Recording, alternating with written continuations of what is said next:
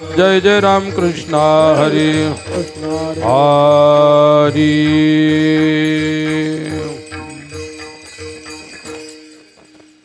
रूप पाहता लोचनी सुख झाले ओ साजनी, सुख झाले हो साजनी, सुख झाले ओ साजनी। रूप पाहता लोचनी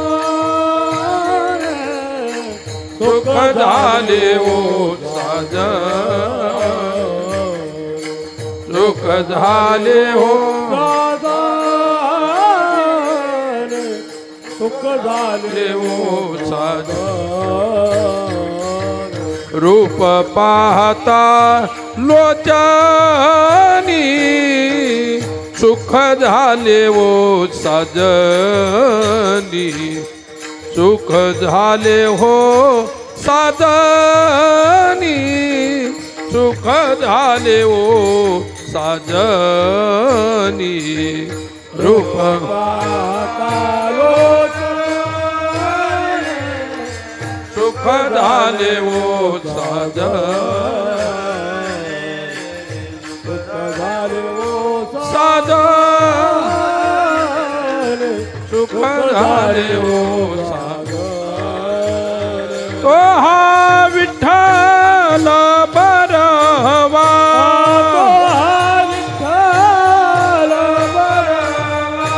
तो हा माधव बरवा,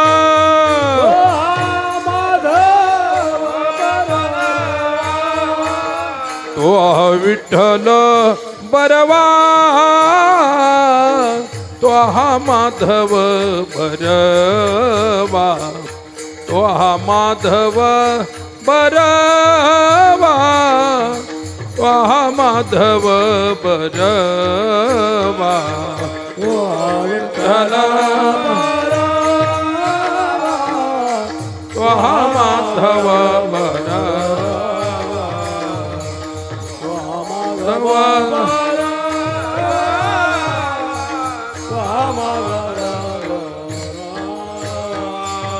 बौद्ध सुकृताची जोडी म्हणून विठ्ठली आवडी, म्हणून विठ्ठली आवडी, म्हणून विठ्ठली आवडी।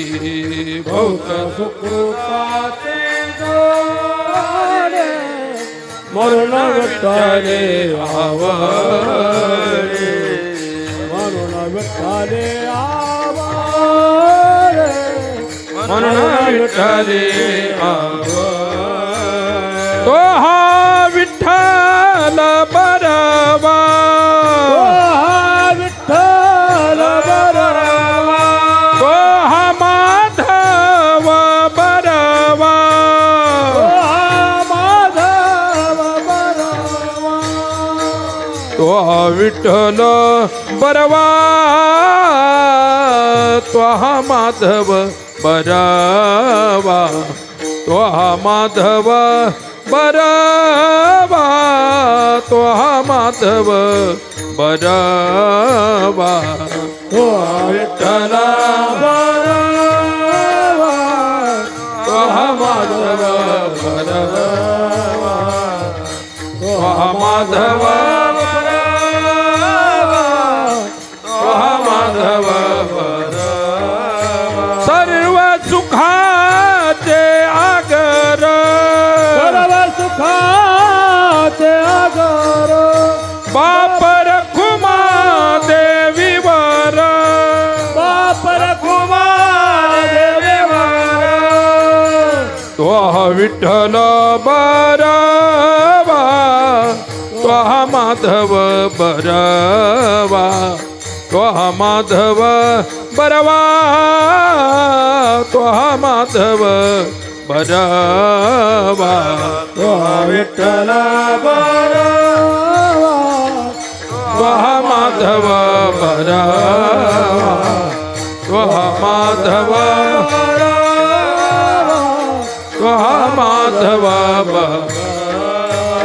जय जय राम कृष्ण जय राम कृष्ण जय जय राम कृष्ण जय राम कृष्ण जय जय राम कृष्ण जय जय राम कृष्ण जय जय राम कृष्ण हरि जय जय राम कृष्ण हरि राम कृष्ण हरि जय जय राम कृष्ण हरे जय जय राम कृष्ण जय जय राम कृष्ण हरे जय जय राम जय जय राम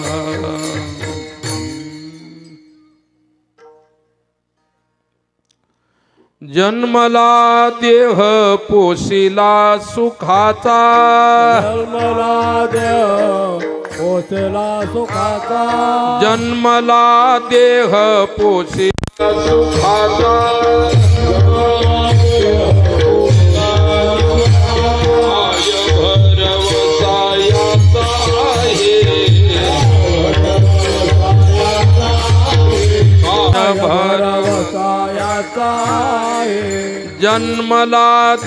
देह पोशिला सुखाचा जन्मला देह पोचला सुखाचा जन्मला देह पोशिला सुखाचा जन्मला देह पोचला सुखाचा काय भरवसायाचा हे काय भरवसायाचा आहे काय भरवसायाचा आहे एकलेची यावे एकलेची जावे एकलेचे यावे एकलेचे जावे एकलेची यावे एकलेची जावे एकलेचे यावे एकलेचे जावे हे अनुभवावे आपणती ये रानुभवावे आपणच ये रानुभवावे आपणच कोण हे अवघे सुखाचे संगाती कोण हे अवघे सुखाचे संगाती कोण हे अवघे सुखाचे संगती कोण हे अवघे सुखाचे संगाती अंतकाळी होती पाठी मोरे अंतकाळ होते पाठी मोरे अंतकाळ होते पाठे मोरे एकलेची यावे एकलेची जावे एकलेचे यावे एकलेचे जावे एकलेची यावे एकलेची जावे एकलेचे यावे एकलेचे जावे हेची अनुभवावे आपणती येथे अनुभवावे आपणच येथे अनुभवावे आपणच चोखा मने याचा न धरी भरवसा मने याचा नगरे भरवसा चोखा मने याचा न धरी भरवसा तुका मने याचा नगरे भरवसा नदा सर्वेशा विठोबाचे जया सर्वेच्या विठोबाचे शरणदा सर्वेच्या सर्वेच्या विठोबाचे एकलेची यावे एकलेची जावे एकलेचे यावे एकलेचे जावे एकलेची यावे एकलेची जावे एकलेचे यावे एकलेचे जावे हेची अनुभवावे आपणती येथे अनुभवावे आपणच हेची अनुभवावे आपणच ठोबार खुमाई हो बारको हा हा ठोबार खुमाई हो बारको जय जय ठोबार खुमाई हो बारको हा हा ठोबार खुमाई बारको विठोबार खुमाई बारको ठोबार खुमाई बारको ठोबार खुमाई बारको ठोबार खुमाई बारको ठोबार खुमाई बारको ठोबार खुमाई बारको हरी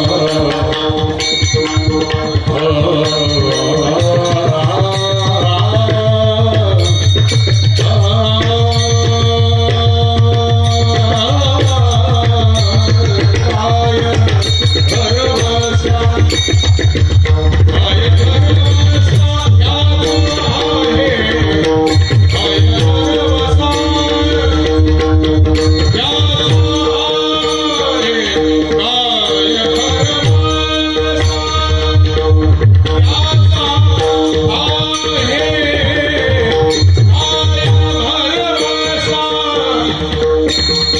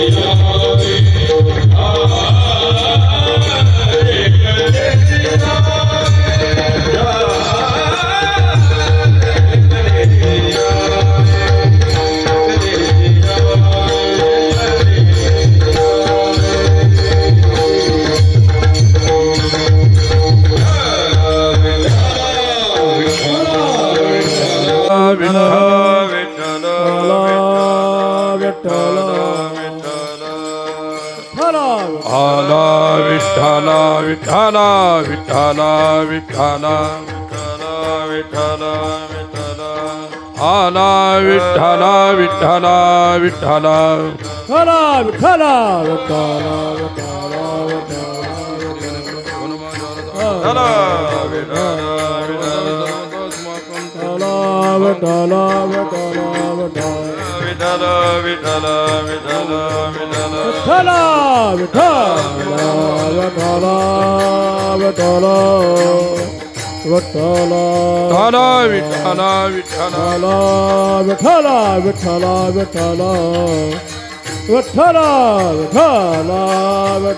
विठ्ठला विठ्ठला विठ्ठला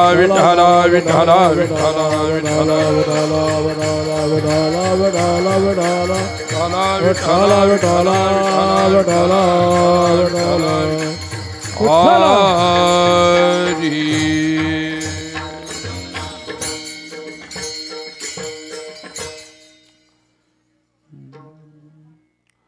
जन्मला देह पोशिला सुखाचा जन्मला देह पोशिला सुखाचा काय भरवसा याचा आहे एकलेची आवे एकलेची जावे एकलेची आवे एकलेची जावे हेची अनुभवावे आपणची कोण हे अवघे सुखाचे संगती कोण हे अवघे सुखाचे संगती अंतकाळी होती पाठीमोरे एकलेची आवे एकलेची जावे एकलेची आवे एकलेची जावे हेची अनुभवावे आपणची चोखा मने याचा न धरी विश्वास चोखा मने याचा न धरी विश्वास शरण जावशे सर्वेशा विठोबासी एकलेची आवे एकलेची जावे हेची अनुभवावे आपणची विठ्ठला विठ्ठला विठ्ठला विठ्ठला विठ्ठला विठ्ठला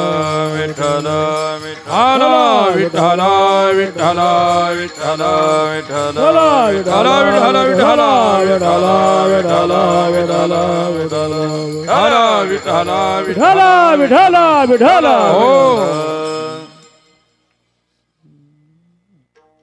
वंशी विभूषित करान्नवनीरदाभात पीतांबरा दरुण बिंब फलाधरोष्ठात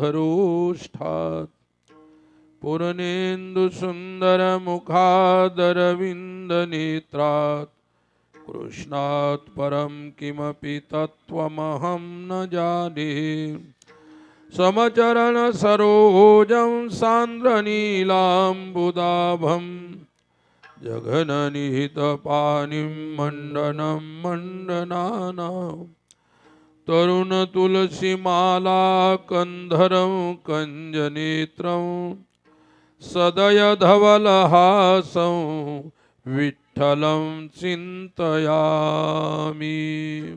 पांडुरंगा करो प्रथम नमन पांडुरंगा करो प्रथम नमन पांडुरंगा करो प्रथम नमन पांडुरंगा करो प्रथम नमन दुसरे चरण संतातिया दुसरे चरण संताचे दुसरे चरण संताचे त्यांच्या कृपादाने कथेचा विस्तार त्यांच्या कृपा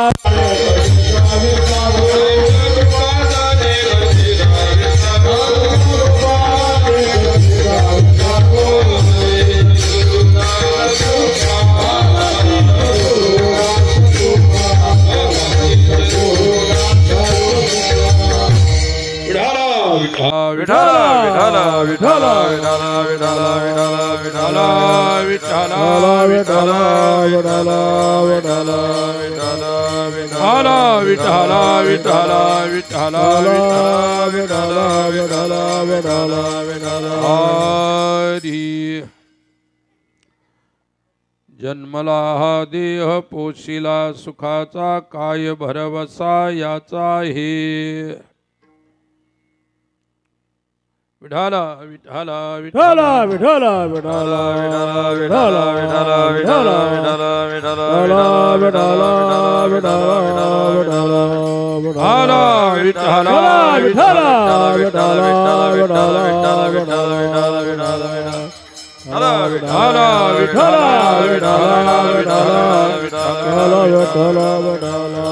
हरी हरी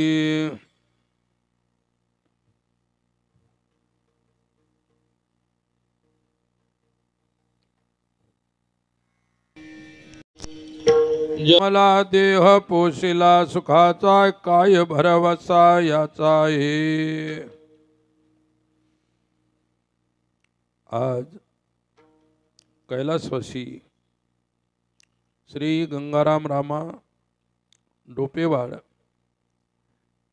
यांच्या वर्ष श्राद्धाच्या निमित्ताने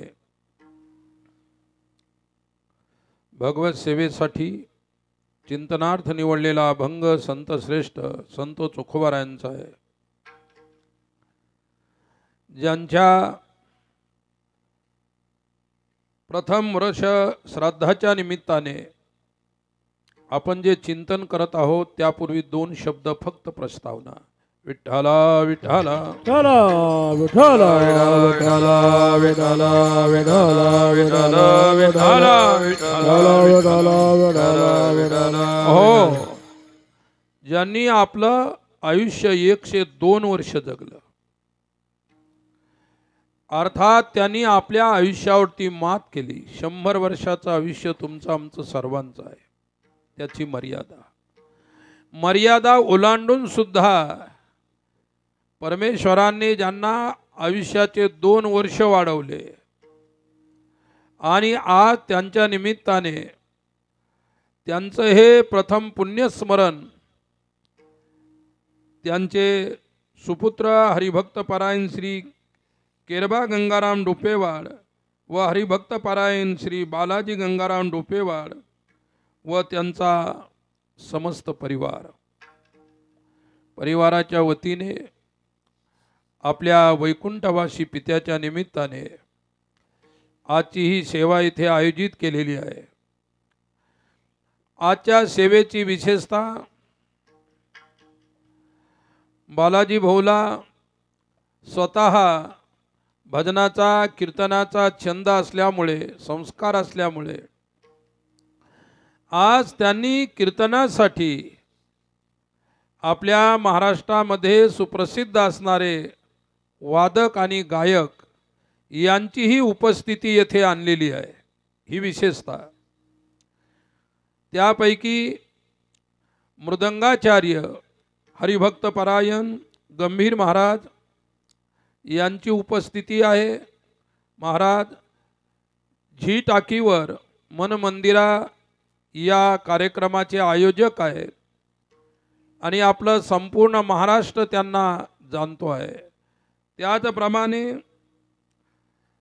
भजन सम्राट हरिभक्तपरायण पंढरनाथ महाराज आरू महाराजांची सुद्धा उपस्थिती आहे आणि माझे अनेक वर्षापासूनचे सुपरिचित हरिभक्तपरायण दिगंबर महाराज कुटे काय महाराजांना पाहिल्याबरोबर वैकुंठवासी हरिभक्तपरायण काशीराम महाराजांची मला आठवण झाली.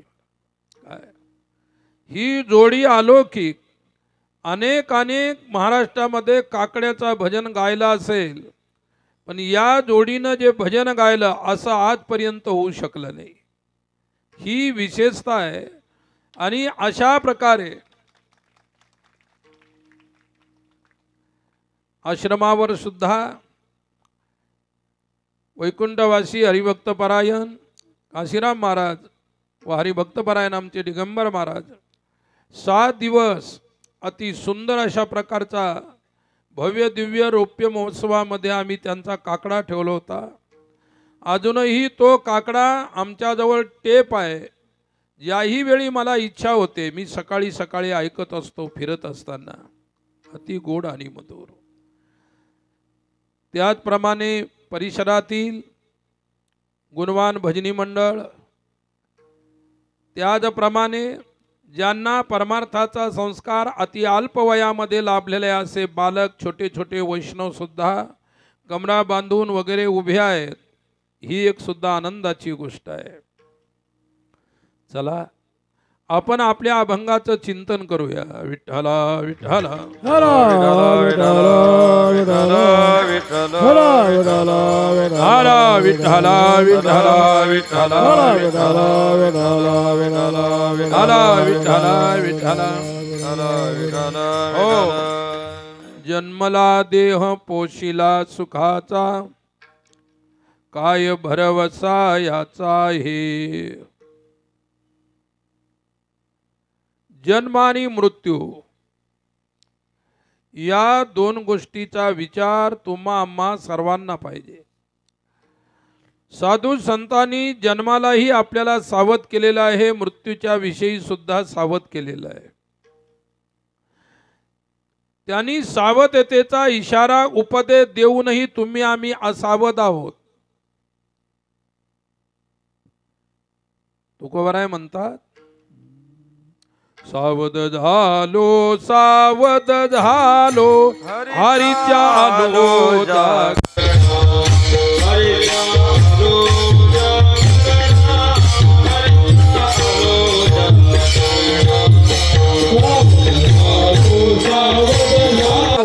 हर चालो जागरण, हर चालो जागरण, हर चालो जागरण. सावध झालो हरी चालो जागरण, हरी चालो जागरण, हरी चालो जागरण.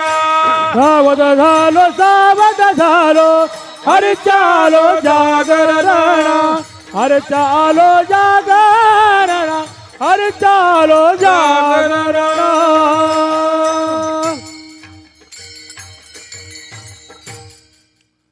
सावध झालो हरीच्या आलो जागरणा. महाराज म्हणतात की मी सावध झालो म्हणून तुम्हाला सावध करत आहे. बेसावध माणसं ते कधी तुम्हा आम्हाला सावध करू शकत नाहीत. स्वतः कोणतीही गोष्ट स्वतः आचरणात आणावी लागते, नंतरच ती गोष्ट जगापुढे मांडण्याचा अधिकार असतो. काय उपदेश करणं सोपं आहे, परंतु उपदेश करून त्या ठिकाणी किंवा आचरण करून उपदेश करणं अवघड असतं. रामायणामध्ये संत गोस्वामी तुलसीदासांनी वर्णन केलेलं आहे. काय म्हणतात, पर उपदेश कुशल बहुते रे, जे आचरही ते नर न घने रे. राम सिया राम सिया राम जय जय राम, राम सिया राम सिया राम जय जय राम. पर उपदेश कुशल बहुतेर, जे आचरही ते नर न घनेर. राम सिया राम जय जय राम, राम सिया राम जय जय राम.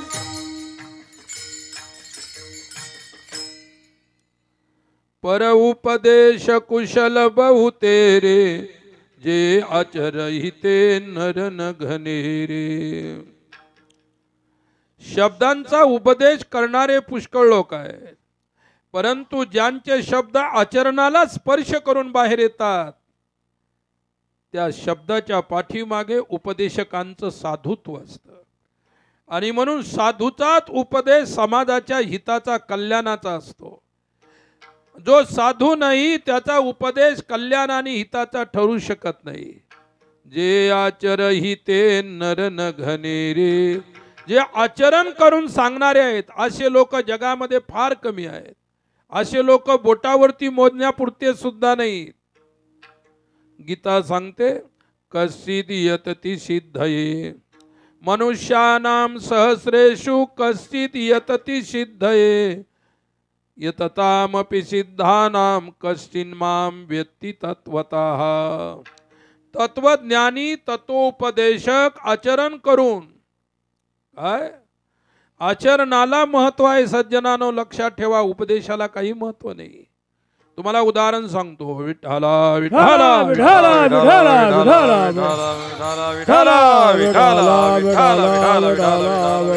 विठ्ठला श्रीमंत माणूस होता, एकुलता एक मुलगा. श्रीमंत माणूस, एकुलता एक मुलगा, भरपूर संपत्ती, पुष्कळ बँक बॅलन्स वगैरे सर्व, कशाची कमी नाही. मुलगा एक. आजही आम्हाला जास्त जास्त एक एकच मुलं आहेत. आता एक फोन मला येताना आला, औरंगाबादला ॲडमिट आहे. तो माणूस म्हणाला, महाराज मला एकच मुलगा आहे आणि दोन्ही किडन्या फेल झालेल्या आहेत. एकच मुलगा आहे, दोन्ही किडन्या फेल झालेल्या आहेत. किती पैसा लावायला तयार आहे. अमेरिकेत जरी हॉस्पिटलमध्ये न्यायचं म्हटलं तरी माझी तयारी आहे. मुलगा एक आहे, दोन्ही किडन्या फेल आहेत. त्या आईला आणि त्या वडिलांना आज किती चिंता आहे. एक मुलगा गेल्यानंतर आमच्याजवळ काय शिल्लक राहिलं. आपल्या धर्मामध्ये काय वर्णन आहे तुम्हाला सांगतो. दशपुत्रान अधेही, कमीत कमी 10 पुत्राला जन्म घातला पाहिजे. अगोदरच भारताची संख्या आपली सर्वात जास्त आहे सध्या. चीनला सुद्धा मागे टाकून आपण पुढे गेलेलो आहोत. काय चीननं आपल्या लोकसंख्येवरती कंट्रोल केला आणि आपण कंट्रोल करू शकत नाही. याची कारण तुम्हा सर्वांना माहित आहे. विठ्ठला विठ्ठला विठ्ठला विठ्ठला विठ्ठला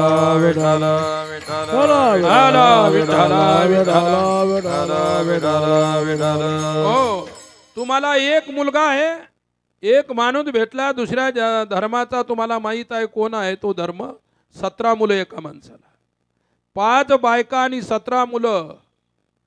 काय त्यांचा परमेश्वर त्यांना सर्वांना जगवत आहे. तुम्हाला तुमच्या परमेश्वरावर भरोसा नाही म्हणून एक एक मुलं आहे तुम्हाला. तुम्हाला जर तुमच्या परमेश्वराचा भरोसा असता तुम्हालाही भरपूर मुलं असती. पण मुलं वाढवून करता काय, प्रश्न हा आहे. देशाची लोकसंख्या वाढायला नको. कारण देशाची लोकसंख्या वाढली तर भविष्यामध्ये देशामध्ये फार अडचण निर्माण होईल. खायची प्यायची सर्व गोष्टीची अराजकता माजेल. आज नसूनही खूप माजलेली आहे. भविष्य कठीण आहे. तुमचं आमचंच नाही, संपूर्ण विश्वाचं भविष्य कठीण आहे. चला आपला विषय. विठ्ठला विठ्ठला विठ्ठला विठ्ठला विठ्ठला विठ्ठला विठ्ठला विठ्ठला.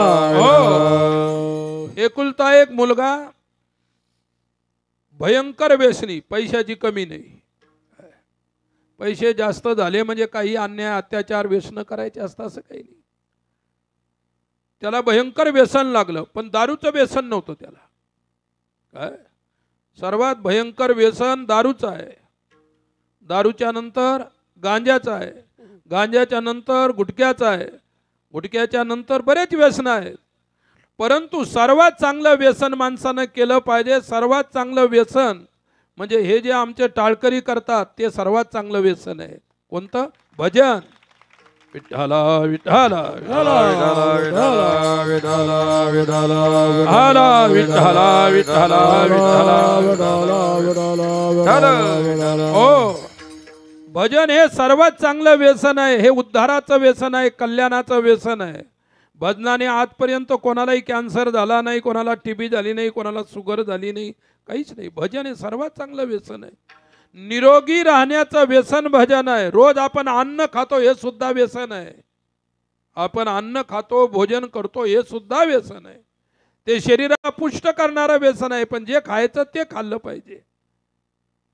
श्रीमंताचा मुलगा व्यसनी, व्यसन होतं गुटख्याचं. तुम्हाला गुटखे माहिती आहे की नाही? इकडच्या भाषेत काय म्हणतं मला बरोबर आहे का? विठ्ठला विठ्ठला विठ्ठला विठ्ठला विठ्ठला विठ्ठला विठ्ठला विठ्ठला विठ्ठला विठ्ठला विठ्ठला. हो, कारण महाराष्ट्राच्या एका कोपऱ्यामध्ये बालाजीनं मला आणलेले आहे. एक कोपरा आहे महाराष्ट्राचा. लगेच 2 किलोमीटर गेले, भाऊ भेटले होते कोणीतरी, म्हणजे आमचं कर्नाटक आहे शेजारीच इकडून. काय पहा, श्रीमंताचा मुलगा, गुटख्याचं व्यसन त्याला, आणि शेवटी इतकं व्यसन जडलं की बापाला चिंता झाली. मग बापाने त्याला अनेक हॉस्पिटलमध्ये, दवाखान्यामध्ये, डॉक्टरकडे नेलं. डॉक्टर म्हणाले आमची बसची गोष्ट नाही, आता कुठेतरी दुसरीकडे न्या. नाही जर बिमारी राहायला लागली की म्हणतात बाहेरचं तर नाही. अरे तुझं आतलं ठीक नाही तर बाहेरचं कशा येईल तुझ्याजवळ? तुझं तू आतलं ठीक ठेव, नंतर बाहेरच्याची गोष्ट आहे. आणि कोणी काय सांगितलं की बाहेरचं दिसतं की आमच्यासारख्या महाराजाकडे, मग महाराज याला सर्व दवाखान्यातून आणलं, पण पहा बरं याला काय होत, काय झालेलं आहे. काय दवाखाने संपले, मग बुवा महाराज कुठेही. मग काय झालं, त्याच्या बापाने सुद्धा सर्वत्र त्याला फिरवलं, कुठेही गुण आला नाही. मग कोणीतरी सांगितलं आपल्या डोंगरामध्ये, पहाडामध्ये एक बाबाजी राहतात, त्यांच्याकडे घेऊन जा. त्या माणसाला बरं वाटलं. काय अरे व्यसन सोडायची कोणती मंत्र नसतात, कोणती तंत्र नसतात, कोणताही अंगारा धागे दोरे नसतात. आपल्या मनावरती आपण कंट्रोल केलं तर व्यसन सुटू शकते. त्याला कोणताही मंत्र तंत्र वगैरे काही नाही, ती अंधश्रद्धा आहे. आणि तुमच्या परिसरामध्ये मला तरी वाटतं खूप अंधश्रद्धा आहे. याचा अनुभव मला आहे की आमच्या शेजारीच सैलानी बाबा आहे. आमच्या शेजारी सर्वात जास्त या नांदेडच्या या कोपऱ्यातले लोक असतात. रिक्षा असते, जीप गाडी असते, कार असते, त्याच्यामध्ये सरपण असते, एखादं बकरू असते, काही कोंबडे असतात, आणि आमच्या आश्रमापुढूनच जातात. म्हणून मला माहीत आहे सर्वात जास्त अंधश्रद्धा जिथं वारकरी संप्रदायाचा विचार पोहोचू शकला नाही तिथंच अंधश्रद्धा जास्त वाढलेली आहे.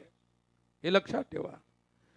मला हे नाही म्हणायचं की तुमच्याकडे वारकरी संप्रदाय पोहोचला नाही, इकडेही पोहोचलेला आहे. पण अंधश्रद्धा ही एक माणसाचा सर्वात मोठा रोग आहे. अंधश्रद्धेसारखा रोग नाही, लक्षात ठेवा. आपण आधुनिक काळामध्ये जगणारी लोक आहोत, आधुनिक पिढी आपली. आपण अनेक जण आता शिक्षित सुशिक्षित आहेत. अशा गोष्टींचा त्याग हा अविचार आहे. अंधश्रद्धा म्हणजे अविचार. बापाने त्या व्यक्तीच्या, त्या पोराच्या बापाने एका आमच्यासारख्या साधूकडे नेलं. तिथं धुनी लावून बसलेला साधू. क्या बात है, कैसे आए हो? नहीं कुछ नहीं महाराज, ये हमारा बच्चा है ना, बहुत व्यसन कर रहा है, बहुत गुटखा खाता है, तंबाकू खाता है, क्या क्या करता है. अच्छा अच्छा, बैठ सामने. धुनीच्या समोर बसवलं आणि काहीतरी बडबड केली आणि म्हणाला, अरे व्यसन करत असतोस? तुम्हाला हो बाबा मी व्यसन करत असतो. काय? त्याच्या बापाला त्या महाराजांनी सांगितलं याला आता 1 महिन्याच्या नंतर माझ्याकडे आणायचं. सांगितले किती वाऱ्या कराव्या लागतील? काय वाऱ्या पंढरीच्या करा, पण अशा ठिकाणच्या वाऱ्या करू नका. लक्षात ठेवा. विठ्ठला विठ्ठला विठ्ठला विठ्ठला विठ्ठला विठ्ठला विठ्ठला विठ्ठला विठ्ठला विठ्ठला. हो, काय झालं? 1 महिन्याचा टाइम दिला. बापाला सांगितलं 1 महिन्याचा टाइम आहे तुला, 1 महिन्यानंतर घेऊन ये. पोराचं व्यसन सोडवल्याशिवाय राहणार नाही. पोराला वाटलं आपल्याला 1 महिना चान्स आहे आता. काय 12 महिन्याचं 1 महिन्यातच आटपून घेऊ, जेवढं खायचं तेवढे खाऊन घेऊ, जेवढं काय करायचं ते करून घेऊ. आणि त्याने निर्धार केला. घरी आल्यानंतर जो भिडला गुटक्यावर, याच्यावर त्याच्यावर, बाप परेशान झाला. म्हणाला की साधूनं 1 महिना कशाला दिला? त्याच वेळी मुलाचं व्यसन जर सोडवलं असतं तर बरं झालं असतं. परंतु काय झालं, 1 महिन्यानंतर पुन्हा तो बाप त्या पोराला घेऊन त्या महाराजांच्याकडे गेला. महाराज 1 महिना झाला, आता तरी सांगायला काही, आता इतका बिघडलेला आहे. काय इतका बिघडलेला आहे. विठ्ठला विठ्ठला विठ्ठला विठ्ठला विठ्ठला विठ्ठला विठ्ठला विठ्ठला विठ्ठला विठ्ठला विठ्ठला. हो, आणि बिघडलेल्या लोकांना ठीक करण्याचं गॅरेज विचार आहे. आमच्याकडे गॅरेज आहे. कशाला बिघडलेल्या लोकांना ठीक करायचं? गाडी बिघडली तर कुठं न्यावं लागते? गॅरेजला लावावं लागते. मग ते गॅरेजला ठोक ठाक करून काय झालं ते पाहून ठीक करते. तसे ज्याही गाड्या बिघडलेल्या असतील त्या आमच्या गॅरेजला लावा, आम्ही ठीक करून देऊ शकतो. आमच्याजवळ काही अंधश्रद्धा नाही, आम्ही विचाराने ती ठीक करू. काय विचारच एक अशी औषधी आहे, विचारच एक अशी मेडिसिन आहे की तुमचा कसल्याही प्रकारचा हा असल्या प्रकारचा रोग असेल नाहीसा होऊ शकतो. आणि बापाने त्या पोराला नेलं 1 महिन्यानंतर, बैठ सामने, त्याला समोर बसवलं. का रे बोले 1 महीने का तुम्हें तुझे चांस दिया था, 1 महीने का समय दिया था, याद रख. अभी से कल से क्या क्या लाया जेब में. बोले महाराज ये गुटकी की पुड़िया है. निकाल गुटकी की पुड़िया, डाल दे इसमें धुनी में. त्याने सर्व पुड्या काढल्या, दोन्ही टाकून दिल्या. आज से गुटखा खाना नहीं, पता है तुझे, गुटखा खाने से कैंसर होता है, ऐसा होता है, वैसा होता है. तू एकलौता एक है, इतनी संपत्ति तेरे घर में, और मर जाएगा तो संपत्ति का क्या उपयोग हो जाएगा. बोले महाराज आप जो कह रहे हो वो ठीक बात है, आज से मैं कोई व्यसन नहीं करूंगा. ये निकाली पुड़िया और डाल दिया उसमें, धुनीमध्ये टाकून दिल्या, सर्व पुड्या जळून गेल्या. आणि शपथ घेतली की आता आजपासून महाराज तुम्ही सांगितल्याप्रमाणे कोणतंही व्यसन करणार नाही.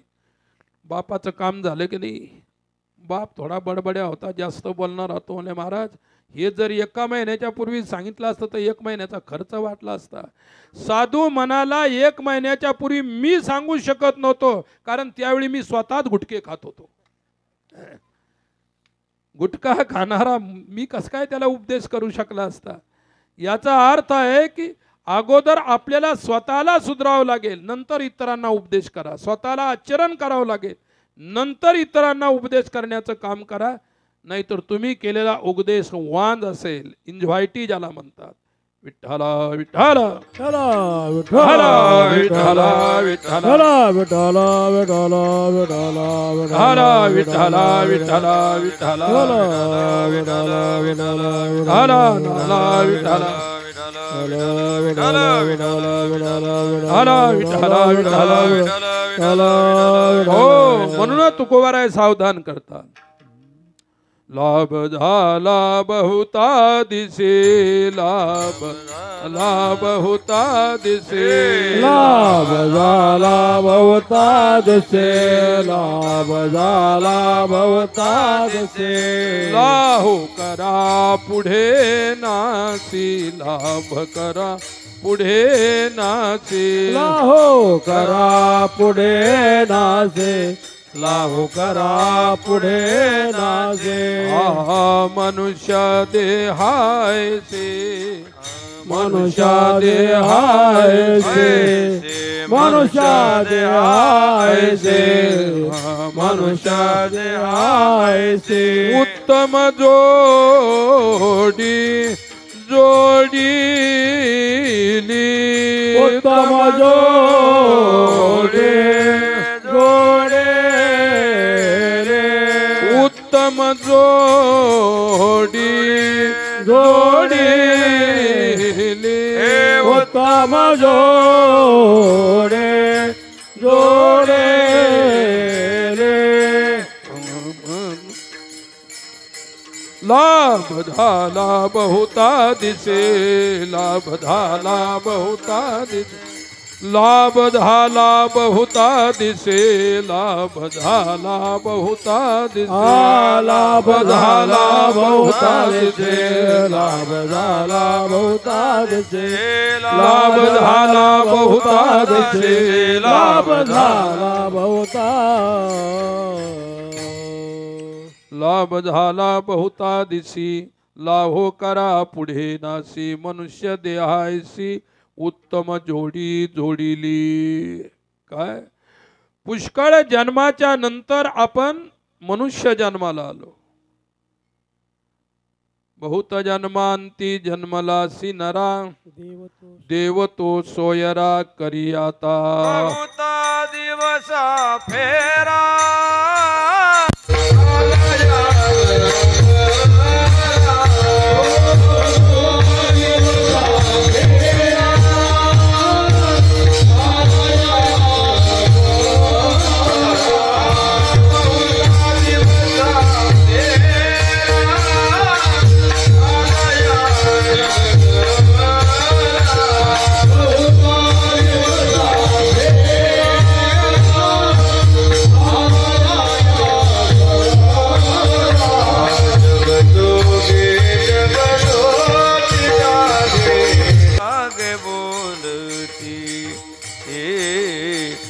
जोगी जग जोगी जागे जागे बोलती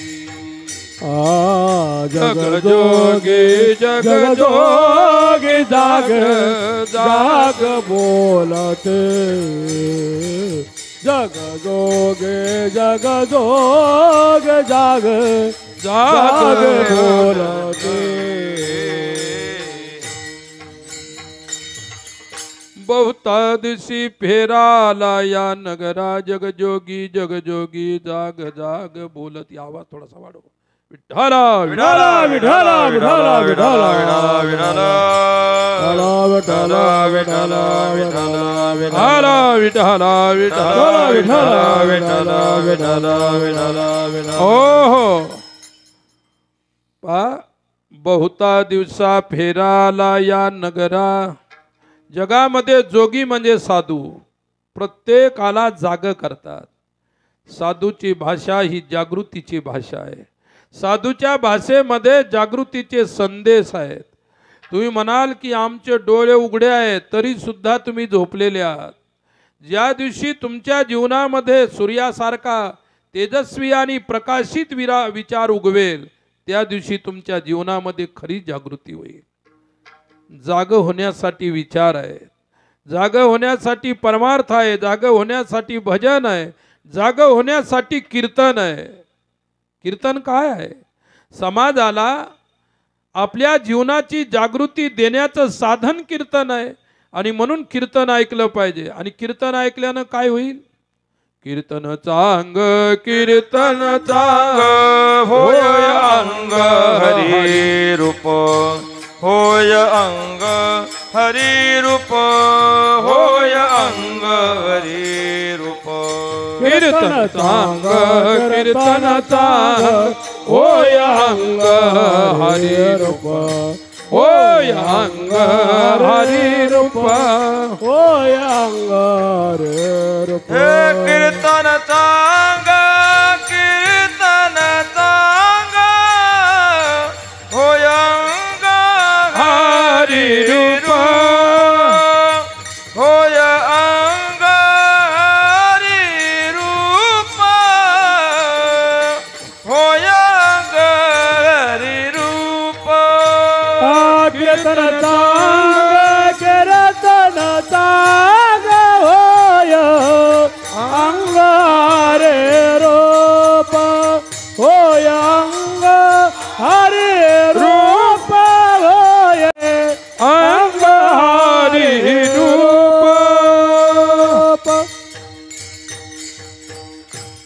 कीर्तन चांग होय अंग हरी रूप. कीर्तन चांगलं आहे म्हणतात, कीर्तन चांगलं आहे.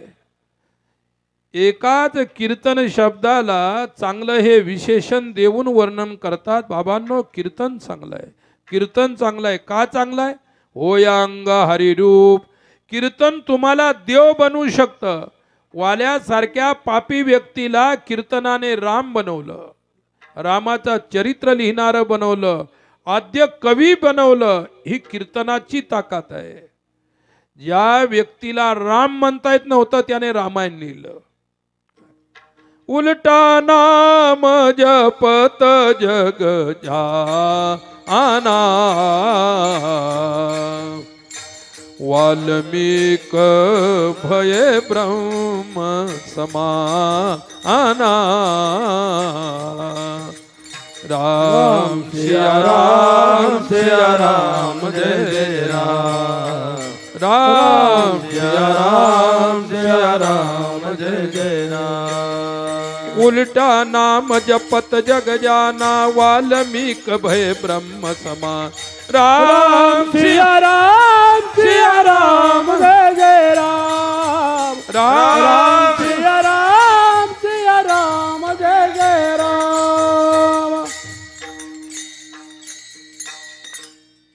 उल्टा नाम जपत जग जाना वाल्मीक भय ब्रह्म समाना.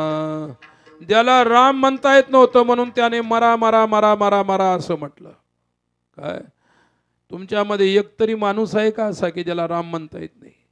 प्रत्येकाला तुम्हाला राम म्हणता येतं. काय राम म्हणण्यासाठी सुद्धा अनंत जन्माचा रामनामाच्या उच्चाराचा अभ्यास लागतो. अभ्यासाशिवाय आणि संस्काराशिवाय काहीच मिळत नसतं, लक्षात ठेवा. संस्कार असेल.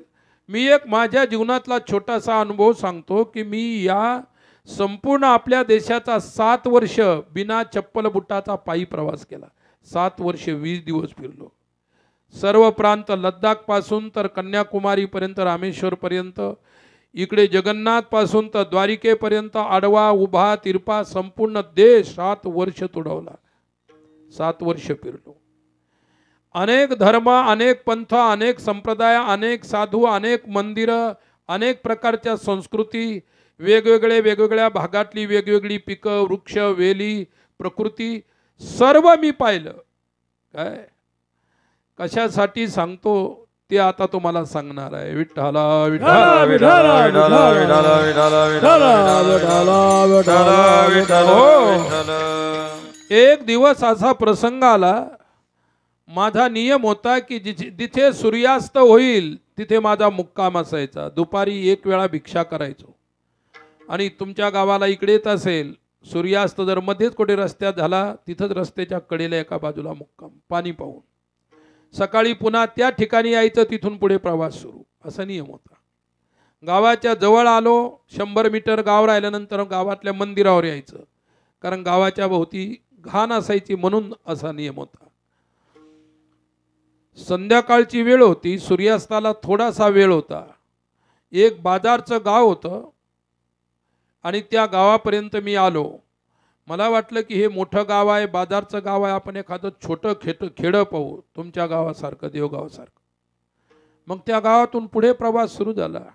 असा डोंगराळ प्रदेश होता. समोर सूर्यास्ताची वेळ होती. थोड्या वेळानं आता 5-10 मिनिटात सूर्य डुबणार होता, अस्त होणार होता. हर विठ्ठल कुंडली कवरदा हरी विठ्ठल ज्ञानदेव विठ्ठल विठ्ठल. हो, सूर्यास्ताची वेळ होती. थोड्या वेळानंतर सूर्य अस्त होणार होता आणि मी एखाद्या छोट्या गावाचा रस्ता धरणार होतो. समोर पाहिलं ते एक बैलगाडी चाललेली होती. बैलगाडी चाललेली होती. मला ती बैलगाडी दिसली आणि त्या बैलगाडीवानानं सुद्धा माझ्याकडे पाहिलं आणि त्याने गाडी उभी केली. मी चालत त्याच्या गाडीपर्यंत गेलो. तो म्हणा, महाराज मी मुद्दाम गाडी उभी केली, तुम्ही माझ्या गाडीत बसा. माझी नाही का तुमच्यावर खूप श्रद्धा व्हायला लागली आणि एवढी सेवा मला द्या, माझ्या गाडीत बसा, मी तुम्हाला गावापर्यंत पोहोचतो. मी म्हटलं गाडीमध्ये बसायचा माझा नियम नाही, मी गाडीत काही बसत नाही, मी पायी चालत असतो. नाही बसा बसा बसा. त्याने खूप आग्रह करू लागला आणि माझा नियम नव्हता खरोखर गाडीत बसायचा. त्याची इतकी तयारी झाली की त्याने मला उचलून गाडी ठेवायचा प्रयत्न करणार होता. मी म्हटलं माझ्या अंगाला हात लावायचा नाही, लक्षात ठेव, तू दुरून बोल, काय बोलायचं, आपल्या अंगाला स्पर्श करायचा नाही.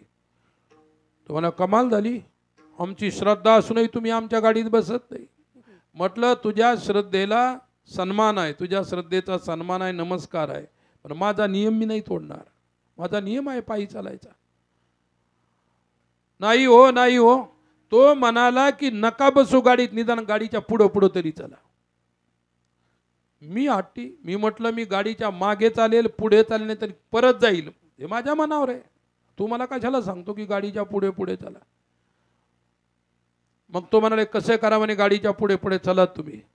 म्हटलं का रे, गाडीच्या पुढे कशासाठी मला तू आग्रह करतो चालण्याचा. तो म्हणाला, महाराज इकडं पहा, समोर काय दिसतं.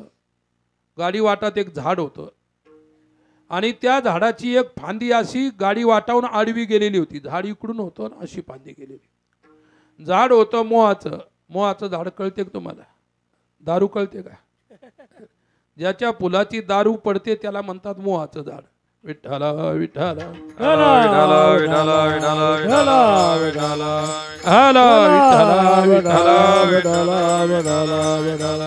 हो, ते मोहाचं झाड होतं. म्हणजे ते काय दिसतं? म्हटलं मोहाचं झाड दिसतं.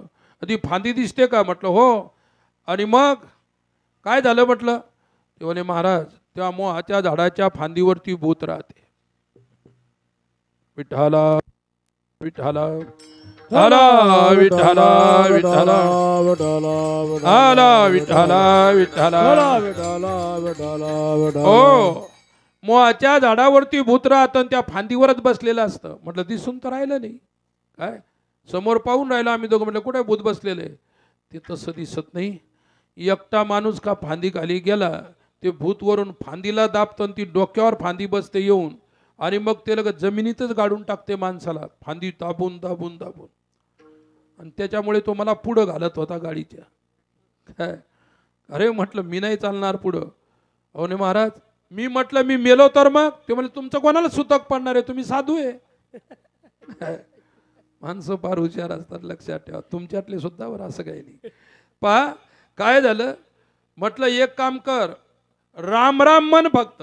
राम राम म्हटलं ना तुझ्याही डोक्यावर येत नाही माझ्याही येत नाही. राम म्हणे तया नये जवळी भूत, राम म्हणे तया नव जवळे भूत, राम म्हणे तया नये जवळी भूत, राम म्हणे तया न जवळी भूत, कैचा यमदूत म्हणता राम, कैचा यमदूत म्हणता राम, कैचा यमदूत म्हणता राम.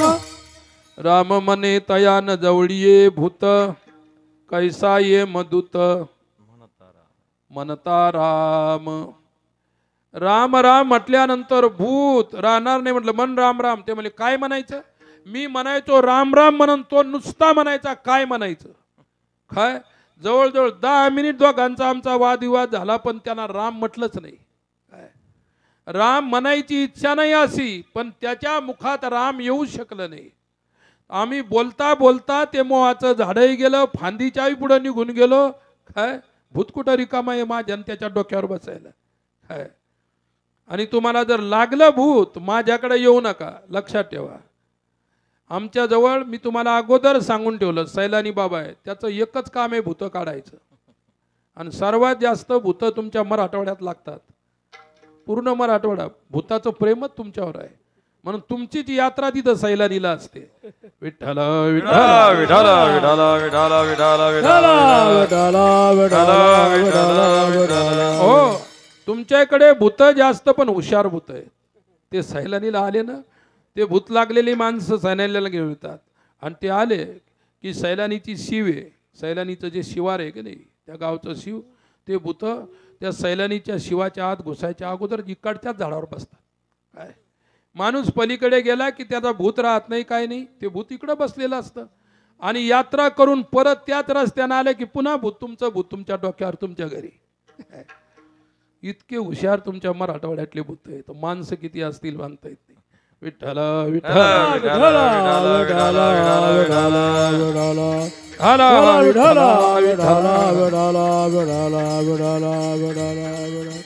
ओ मला सांगायचं एवढं की त्याला शेवटी आमची ती फांदी निघून गेली, परंतु त्याला राम म्हणता आलं नाही. बहुत सुकृताची जोडी म्हणून विठ्ठली आवडी. काय अनंत जन्माचा रामनामाचा अभ्यास लागेल, त्यावेळी तुमच्या मुखात नाम येईल.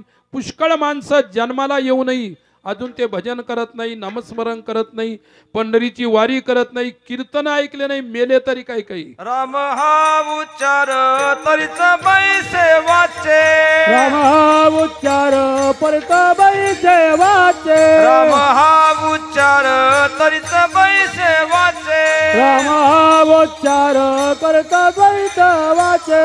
अनंत जन्माचे होईल पुण्य, अनंत जन्माचे होईल पुण्य, अनंत जन्माचे होईल पुण्य, अनंत जन्माचे होईल पुण्य, अनंत जन्माचे होईल पुण्य. राम हा उच्चार, राम नामाचा जर तुम्ही उच्चार केला, काय राम नाम विठ्ठला विठ्ठला हो हरिपाठ कीर्ती मुखे दरी गाय पवित्रची होय देह त्याचा. राम म्हणता रामच होई जे, राम म्हणता रामच होई जे, राम म्हणता रामच होई जे,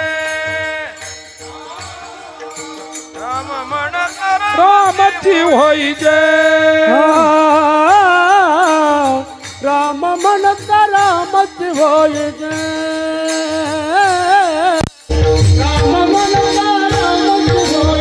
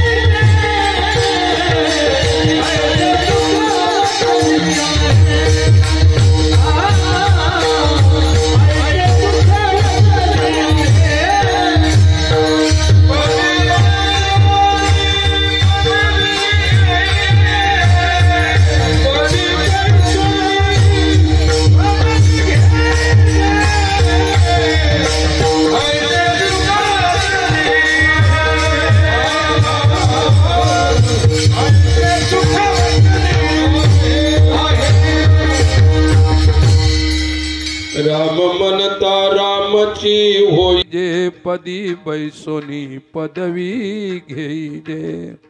राम म्हटल्यानंतर त्याला राम होता येतं. एवढं रामनामामध्ये शक्ती आहे.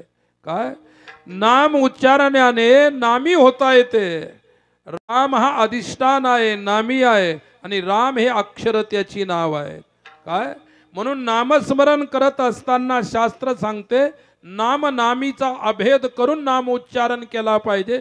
त्याला नामानुसंधान असं म्हणत असतात. आणि नामानुसंधान ज्याला साधलं त्याला ईश्वर प्राप्त झाला.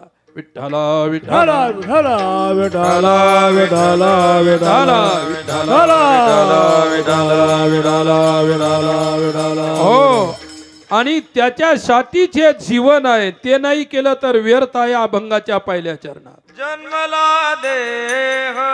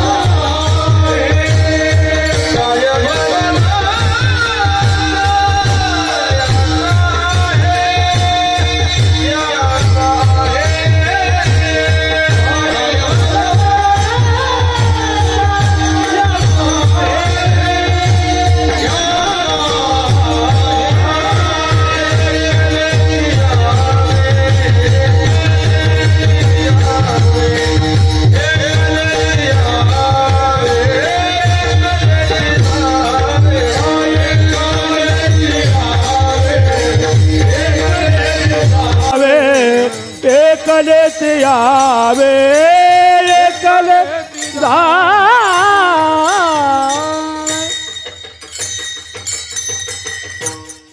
जन्मला देह पोशिला सुखाचा काय भरवसा याचा हे. काय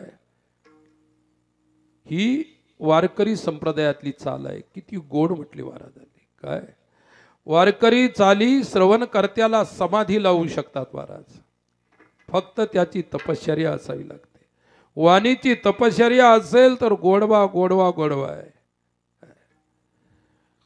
मृदंग आणि चालीचे शब्द साम्य रूपाने ज्यावेळी चालत असतात त्यावेळी समाधान श्रवणकर्त्याला मिळत असते आणि गायकाला सुद्धा त्याचं समाधान मिळते. या चाली दुर्मिळ आहेत. आमचे काशीराम महाराज गायचे दिगंबर महाराज आहेत. महाराज सुद्धा आता आरू बाबा आलेले आहेत. ते सुद्धा किती सुंदर अशा प्रकारचा मधुर गोड आवाज आणि वारकरी चाली. नाहीतर तुम्हाला कीर्तनात धिंगडदांगा आहे की नाही. काय चाली कुठल्या चाली. काही काही भागात तर रूपाच्या बंगालात भैरवी लावल्या जाते. त्याला अक्कलच नाही. ते विना घेतलेला असतो. कीर्तन सुरुवात केली सुंदर ध्यान भैरवीच्या चालीमध्ये. कोणत्या वेळी काय गायचं? वारकरी संप्रदायाच्या कीर्तनाचा साजच वारकरी चाली आहे. विठ्ठला विठ्ठला विठ्ठला विठ्ठला विठ्ठला विठ्ठला विठ्ठला विठ्ठला विठ्ठला विठ्ठला विठ्ठला विठ्ठला विठ्ठला हो. कोणत्याही गोष्टीचं मूळ बिघडायला नको. लक्षात ठेवा. ज्याला आधुनिक भाषेमध्ये बेस म्हणतात, वारकरी संप्रदायाचा बेस या लोकांनी जपलेला आहे. आणि म्हणून त्यांच्या वाणीतून येणारी प्रत्येक चाल वारकरी आहे. आणि आमच्या हृदयाला इतका आनंद होतो.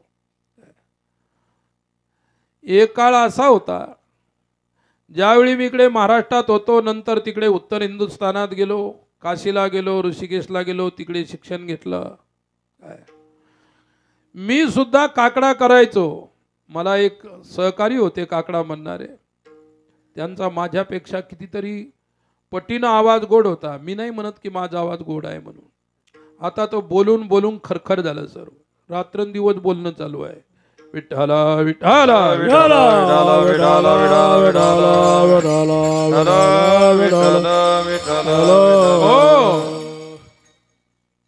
आमच्या दिगंबराबांना सांगतो की आम्ही 3ला बाबा काकडा सुरू करायचो 6 वाजेपर्यंत.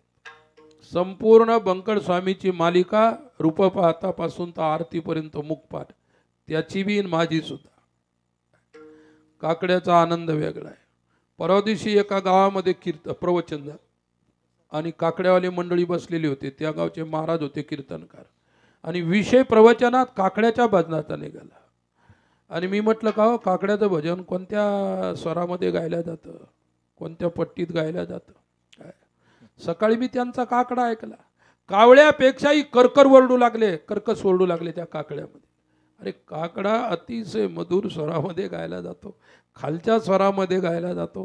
काकड्याचा स्वर काकड्यातच असला पाहिजे. काय मला एक सांगायचं. आणि ते आमचं प्रवचन संपल्यानंतर ते म्हटले, महाराज आमचा काकडा ऐकला काय तुम्ही? म्हटलं मी डोंगरावरच फिरत होतो. काय काकड्याचा शब्द आजही माझ्या कानावर कुठून जरी आला तर मी तिथं थांबून तो काकडा ऐकत असतो. सर्वात चांगलं गोड भजन काकड्यात असतं. आणि परमेश्वराला प्राप्त करण्याचं भजन सुद्धा काकडाच आहे. आणि ही वारकरी संप्रदायाची देण आहे. विठ्ठला विठ्ठला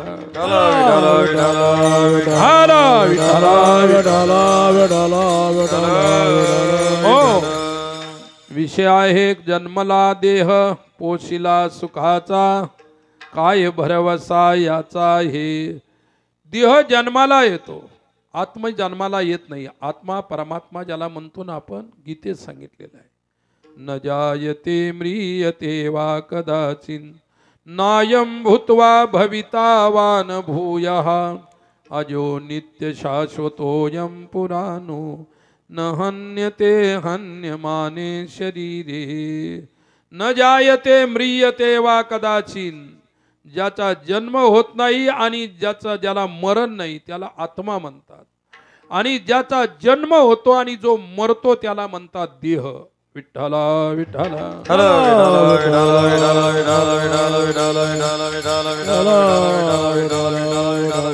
हो. म्हणून देहाधी काय खरा, देह संबंधी पसारा. बुजगावने चोरा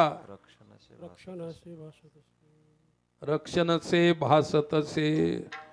शेतामध्ये जंगली जनावर त्रास देतात म्हणून बुजगावने लावता का नाही? आजकालचे जनावर इतके हुशार आहेत. काय आमच्या इकडे सुद्धा असं अभयारण्य आहे, ज्ञानगंगा अभयारण्य. त्याच्यामध्ये वाघ आहेत, अस्वल आहेत, त्या तुमच्या नीलगाई आहेत, त्याला रोही म्हणतो आपण, हरणं आहेत, लांडगे आहेत, कोळकुत्रे असतात. एक जंगली कुत्रे पाहिले तुम्ही? काय कोळकुत्रे असतात. ते चालत असताना बरोबर एका लाईन मध्ये चालतात. आणि पुढच्यानं का माणसाला धरलं समजा की मागचे सर्व तुटून पडतात. आणि पुढच्यानं नाही धरलं ना मागच्याला तुम्ही लाता जरी मारल्या तरी तुम्हाला धरणार नाही. कुत्रे चांगले हुशार का तुम्ही? म्हणजे मालकानं धरलं तरच मागचे धरतात, मालकानं नाही धरलं तर मागचे धरत. आणि तुम्ही आम्ही कोणाला सोडायला तयार नाही, कोणाला धरचाल आणि कोणाला सोडचाल काही हिसाब नाही. फार अवघड आहे माणूस. तर मी तुम्हाला सांगतो, बुजगावणं असतं शेतामध्ये. काय जनावर घाबरून, गायी घाबरून, म्हशी शेळ्या मेंढ्या आपल्या शेतामध्ये येऊ नये, खाऊ नये म्हणून आपण बुजगावणे उभं करतो. आणि त्या प्राण्यांना काय एकदा बुजगावण्याची ओळख झाली मग ते शिंगानं उपटतात आणि फेकून देतातच. जोपर्यंत त्याची ओळख नाही तोपर्यंत ते साबूत राहतं. एकदा का प्राण्यांनी ओळखलं की हे काहीच नाही, त्यावेळी मात्र त्याची फजिती होते. लक्षात ठेवा. देहादी काय खरा, देह संबंधी पसारा. हा संपूर्ण पसारा जो आहे, घर दार मुलं बाळ शेती बाडी नाते गोते सर्व पसारा आहे, देहामुळे आहे. तुम्हाला जर देहच नसता तर तुमचा मामा कोण झाला असतं? अरे दुर्योधन जन्माला आला म्हणून शकुनी मामा झाला. दुर्योधन जर जन्मालाच आला नसता तर शकुनी नावाचा कोणी मामा असता का? देह आहे म्हणून हा संपूर्ण विश्व प्रपंचाचा पसारा आहे. आणि देह तुम्ही नसाल त्यावेळी काहीच नाही. देहाच्या अस्तित्वामध्ये जगताचं अस्तित्व आहे, परंतु देहाचं आणि जगताचं अस्तित्व आत्म्यामुळे आहे. म्हणून आत्म्याला अधिष्ठान म्हणतात, देहाला अध्यस्त म्हणतात. हा वेदांत आहे. विठ्ठला विठ्ठला विठ्ठला विठ्ठला विठ्ठला विठ्ठला विठ्ठला विठ्ठला विठ्ठला विठ्ठला. हो, मग देह मिळाला, देहाचं भरण पोषण पालन. कशाला की एवढं खात पित असता? घरचं खाऊनही मन भरत नाही तर हॉटेलचं खाऊनही तुमचं मन भरत नाही. आयुष्यभर चरतो मनुष्य. देहाच्या पुष्टीसाठी, देह वाढवण्यासाठी, देहामध्ये शक्ती येण्यासाठी, देहाला त्या ठिकाणी नाना प्रकारचे भोग मिळावे याच्यासाठी संपूर्ण प्रयत्न आहे. मग आपण ज्या देहासाठी प्रयत्न करतो त्या देहाला जो जगवतो त्या ईश्वरासाठी प्रयत्न केला का आपण? नाही. प्रामाणिकपणाने सांगायचं, कारण जगामध्ये प्रामाणिकपणा सर्वात मोठा गुण आहे. विठ्ठला विठ्ठला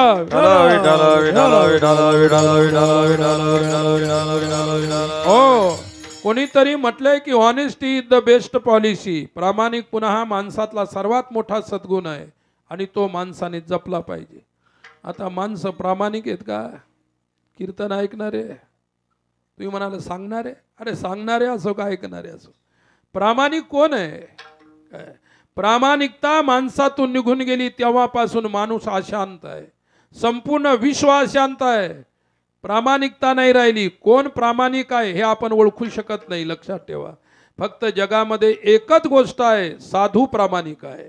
विठ्ठला विठ्ठला विठ्ठला विठ्ठला विठ्ठला विठ्ठला विठ्ठला विठ्ठला विठ्ठला विठ्ठला. हो, एक माणूस भेटला होता. तो म्हणे, महाराज तुम्ही रात्री सांगितलं कीर्तनामध्ये माणसानं प्रामाणिकपणा पाहिजे, पण प्रामाणिकपणा खरोखर धरला तर संसार चालेल का बरं सांगा?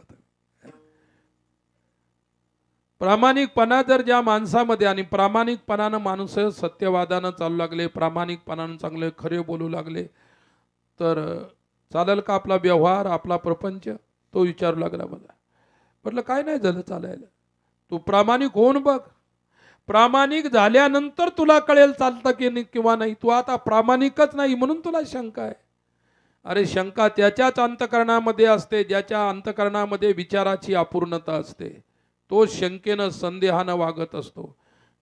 आणि संदेह किती वाईट आहे.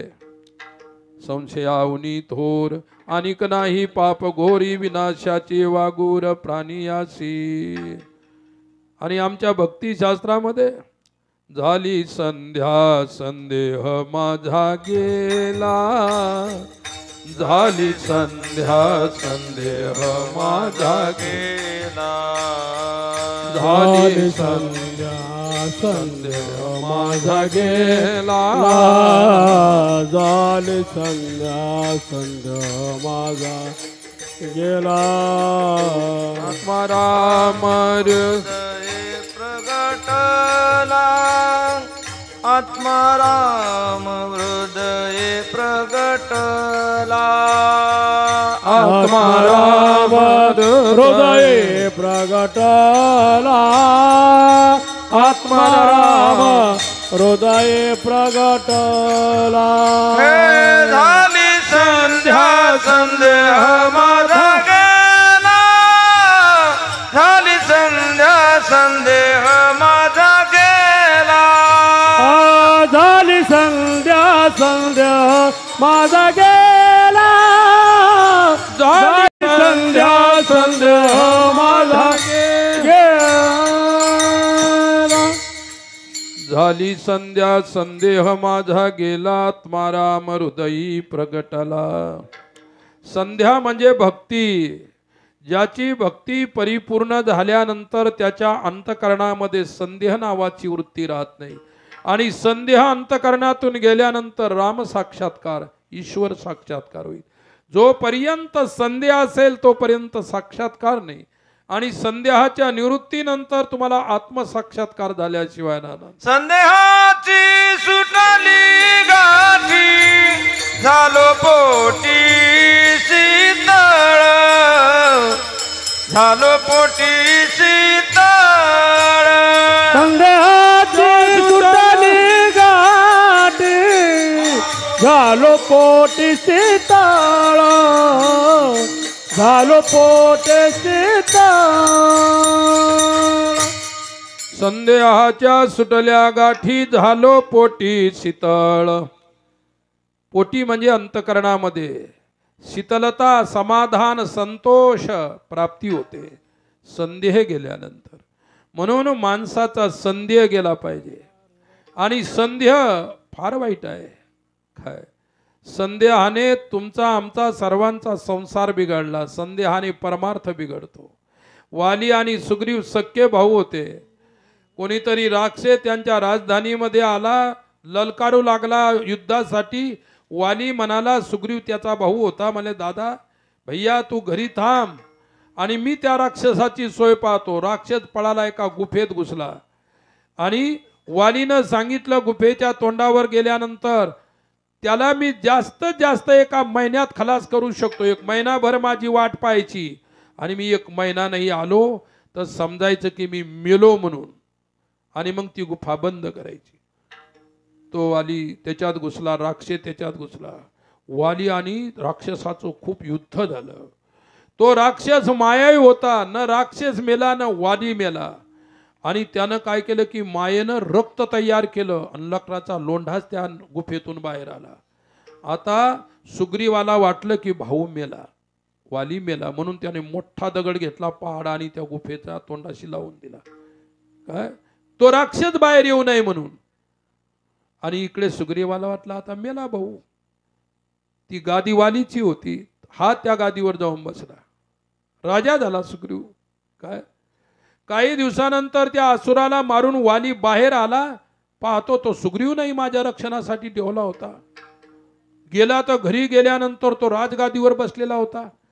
त्यानं म्हटलं की यानेच गुफा बंद केली राज्य भोग करण्यासाठी. वास्तविक सुग्रीवाची अशी काही इच्छा नव्हती. संदेह झाला. संदेह झाल्यानंतर वितुष्ट निर्माण झालं, आणि त्या वालीनं सुग्रीवाला इतका मार मारला आणि ऋष्यमुख पर्वतावरती पाठवून दिलं. पुन्हा जर गावात येशील तर जिवंत ठेवणार नाही. हे कशानं घडलं? सर्व संदेहाने घडलं, शंकेनं घडलं. शंका काय घडवेल सांगता येणार नाही. त्यांच्या जीवनात घडलं, तुमच्याही जीवनामध्ये शंका असेल तर असंच घडल्याशिवाय राहणार नाही. म्हणून कधीही शंकेचं मूळ पाहता, कशामुळे शंका आहे, आणि नंतर तिचं निराकरण केल्यानंतरच आपल्याला कळेल की याच्यात काही तथ्य नाही. ज्याच्या तथ्य नाही त्याला आपण किंमत देतो, म्हणून आपण दुःखी आहोत. विठ्ठला विठ्ठला विठ्ठला विठ्ठला विठ्ठला विठ्ठला विठ्ठला विठ्ठला विठ्ठला. हो, म्हणून संदेहाच्या सुटल्या गाठी, झालो पोटी शीतळ. त्याच वेळी तुम्हाला शीतलता प्राप्त होईल, त्याच वेळी समाधान प्राप्त. संदेह गमला, संदेह गमला,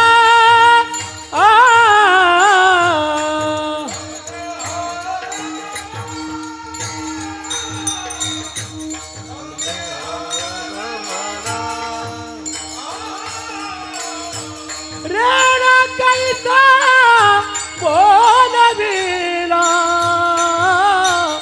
रेणा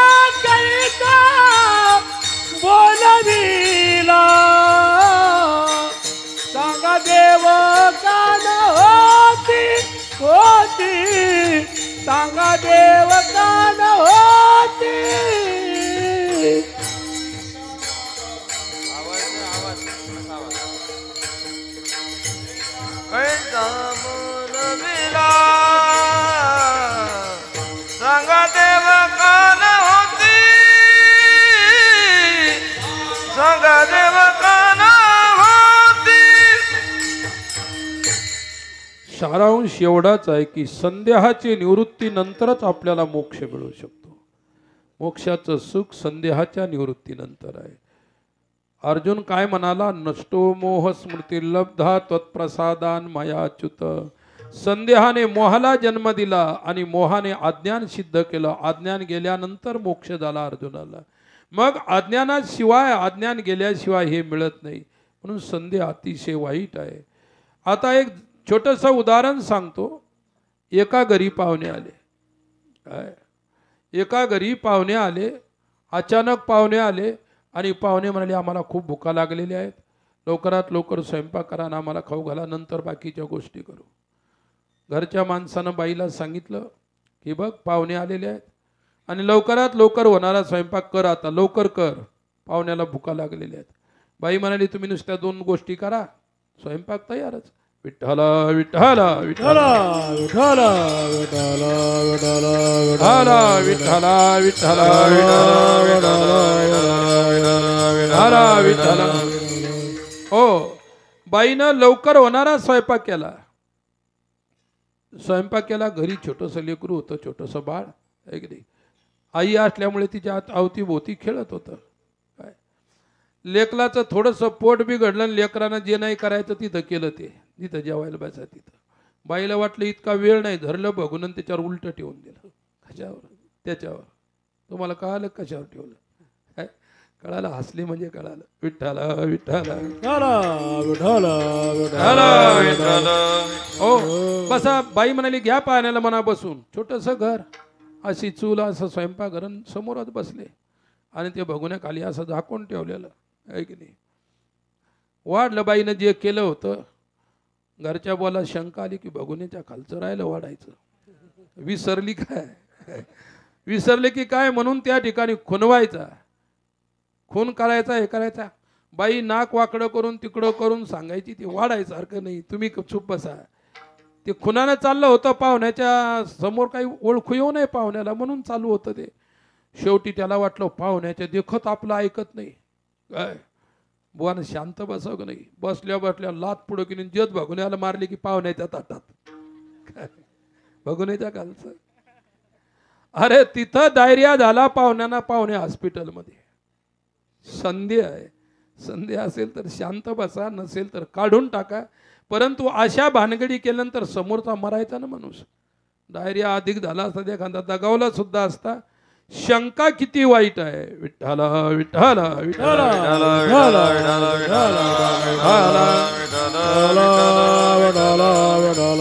हो. म्हणून जीवनाला आल्यानंतर परमार्थ सिद्ध करायचा असेल तर अज्ञानानं जन्माला घातलेली जी संधी आहे, शंका आहे, ती दूर केली पाहिजे. संशया उनी थोर अनिक नाही पाप घोर, ही विनाशाची वागूर प्राणियासी. म्हणून प्राण्यानं सावध व्हावं आणि सावध होऊन देहाच्या विषयी सावध. कारण काय भरवसा याचा आहे. हा जो देह मिळाला क्षणभंगूर नाही भरवसा, वारे सावध तोडा मायाशा. आधी आधी याचा भरोसा नाही. आणि दुसरी गोष्ट सावध करता तुकोबार आहे. बाबांनो, तुमचं जीवन काय आहे आणि जीवनाची गत काय आहे दुसऱ्या कडव्यात.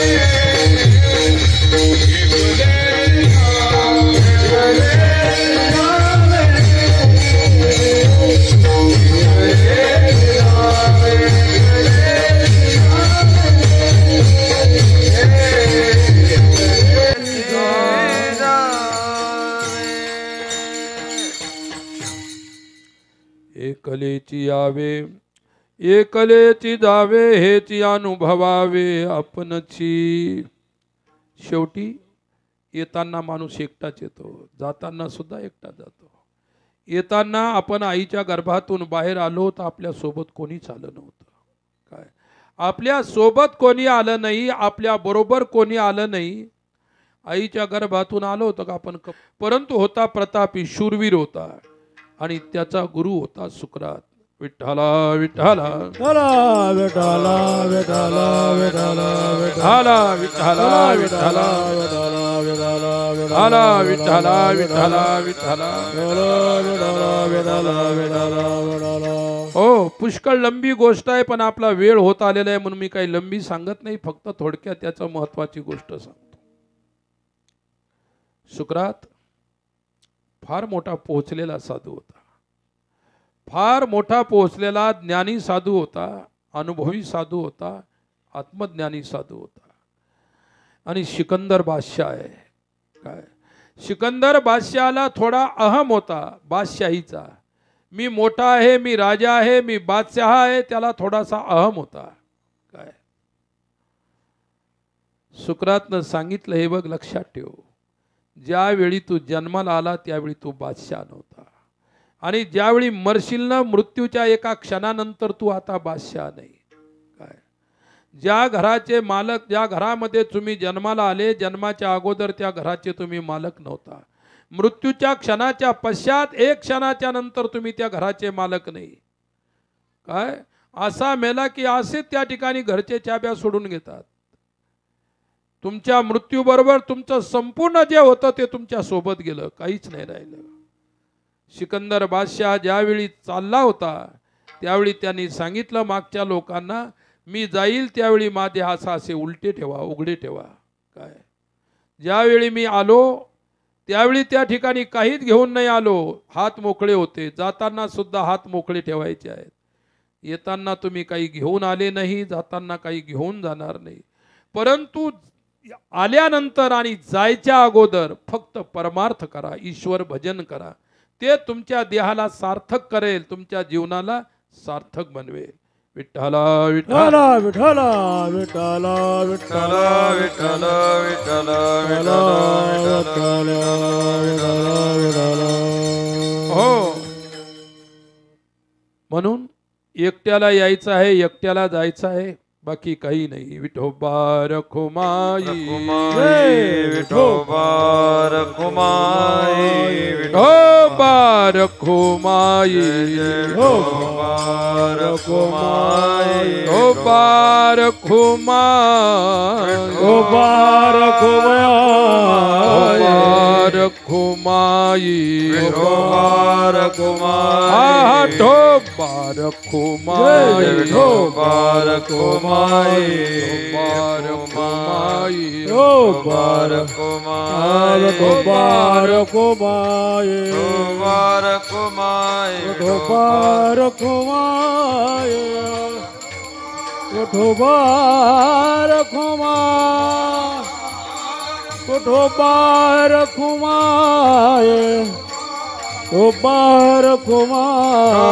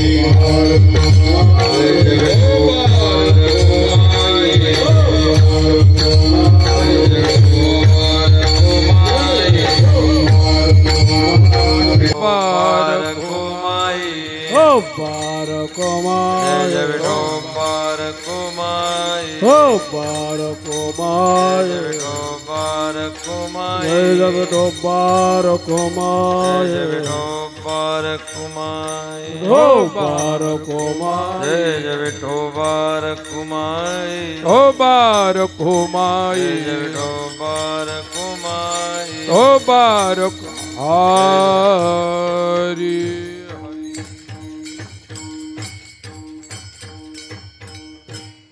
कोण हे अवघे सुखाचे सांगाती अंतकाळी नाती पाठीमोरा. शेवटी आपलं कोणीच नाही, आपणच आपले आहोत किंवा ईश्वर परमात्मा आपला आहे. आपला तो एक देव करुणी घ्यावा तेने विन जीवा सुख नो हे.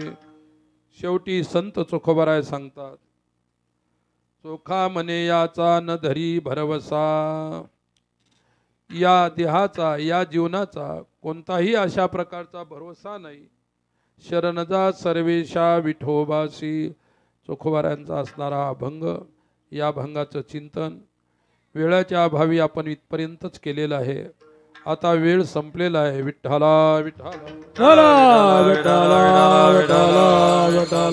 विठ्ठला विठ्ठला विठ्ठला विठ्ठला विठ्ठला विठ्ठला विठ्ठला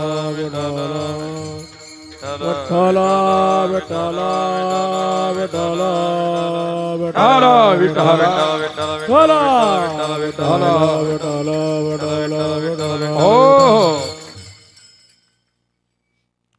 शेवटचे दोन शब्द. आज कैलासवासी श्री गंगाराम रामा डोपेवाड यांच्या प्रथम पुण्यस्मरणाच्या निमित्ताने ज्यांना 102 वर्ष आयुष्य लाभ झाला.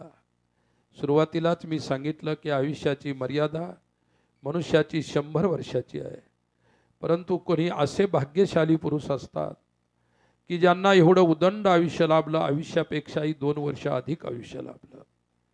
त्यांचे सुपुत्र हरिभक्तपरायण केरगा गंगाराम डोपेवाड, हरिभक्तपरायण बालाजी गंगाराम डोपेवाड व त्यांचा संपूर्ण परिवार, त्यांचे नातेवाईक आदी आदी या सर्व समस्त परिवाराच्या वतीने आजचा हा कार्यक्रम येथे आयोजित केला गेला होता.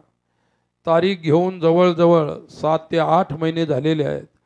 ही तारीख आमच्या बालाजी यांनी पुन्हा इथे आम्ही गेलो असताना तेथे तारीख घेतली होती.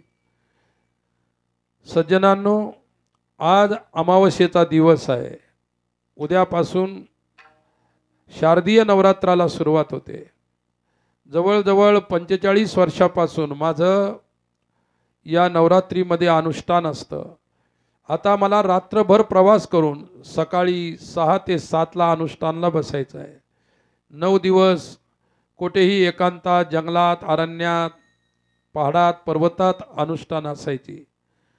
41 अनुष्ठान झाल्यानंतर बुलढाण्याला वैष्णवी मातेचं मंदिर आश्रमाच्या वतीनं तयार होत आहे. मागच्या वर्षी तिथे त्याचा समारोप केला. या वर्षी अनुष्ठान आश्रमावरच आहे. आणि म्हणून मी आल्यानंतर बालाजीला सांगितलं की लवकर जर कीर्तन केलं तर आम्हाला लवकर निघता येईल. कारण आता 11ला निघाल्यानंतर आम्हाला सकाळचे 6 वाजणार आहे तिथं पोहोचण्यासाठी, कारण दूरचा प्रवास आहे. आणि दरवर्षीचा नियम असल्यामुळे वेळेवरती पोहोचणं महत्त्वाचं आहे.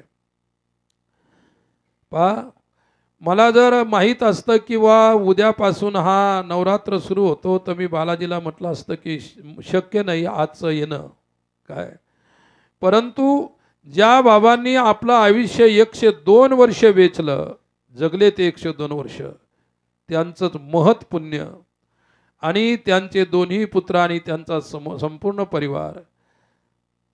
बालाजीची इच्छा होती की बाबाजी तुमचं कीर्तन मला ठेवायची इच्छा आहे, आमचं गावही पाहायला मिळेल, आमच्या बाबांच्या पुण्यस्मरणाच्या निमित्ताने आपली सेवाही सुद्धा गावकऱ्यांना श्रवण करायला मिळेल.